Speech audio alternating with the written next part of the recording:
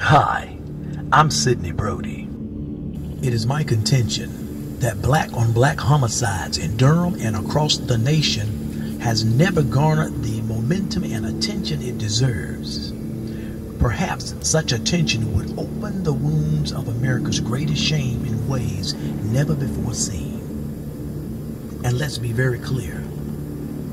This destructive culture that our youth have embraced is a den of rattlesnakes on steroids, multiplied 100-fold and self-perpetuating. As a broken race, developmentally in this now multi-generational struggle, we remain suspicious and generally untrusting of one another.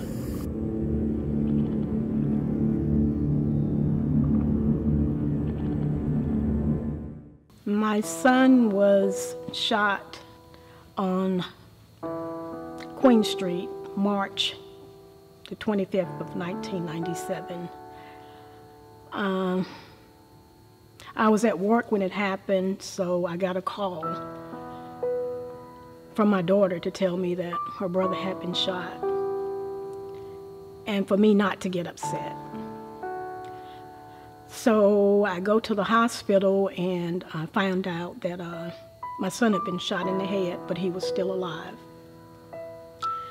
And unfortunately, he didn't survive, but I got to be with him for, I'm sorry, that's okay, the 18 hours that he lived before he passed away. The quilt had about 12 to 15 names that I knew, and a lot of them were like friends of my son. My son was murdered on February the 19th, 1994.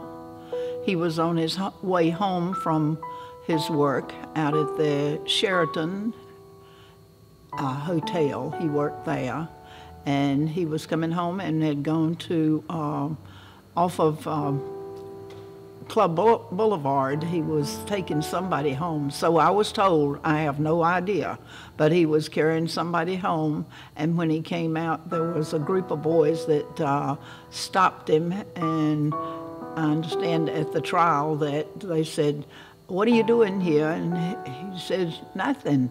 And they said, "Nothing?" Well, then one said, "Kill him, kill him." Whether that's so or not, I don't know.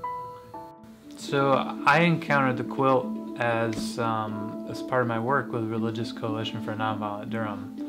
I took over as director of that organization beginning of 2017, and ran into the quilt at one of our vigils. One of our primary practices is to gather with families at the site of violent deaths in Durham, and gather people of faith and goodwill around with them to sort of, on behalf of the community, to mark the significance of what's been lost. The thing that the quilt did best for me is that it captured the immeasurable. We try and always say, when we're talking about an individual death, that any one of those losses is immeasurable. What could have been, what was left behind, those things we can't capture. And so I think all the more so when you talk about homicides in a year, right? How many folks we lost in Durham in a year, that just gets to feel all the more immeasurable.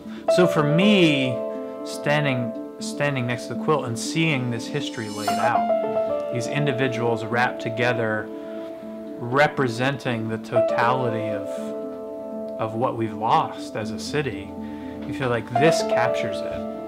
You feel a sense of, yeah, like this somehow manages to say what I can never find the words to say. Recently, I was visiting a friend, and you go into the entrance and you have to go through security. And as soon as I went, put my purse through, and everybody knew I wasn't carrying, and got through, I looked, I didn't even have to look up.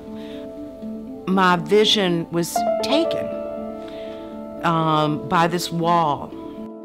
I met Sydney in maybe 1995, and that would be about right.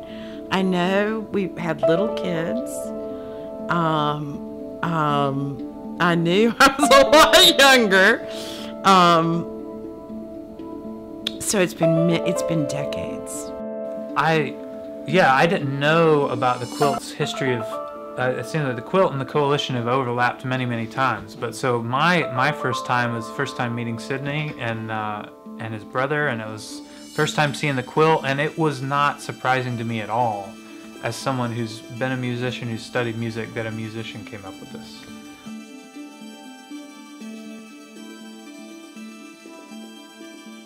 Yeah, so I met Sydney and his beautiful family, his incredibly talented family, many years ago, and the affinity was striking, that we both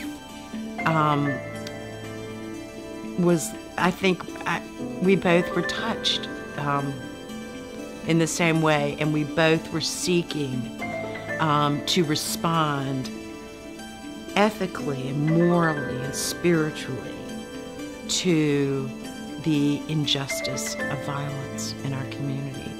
And you don't meet somebody like that every day. So I was very struck. There was a bond that will never be broken.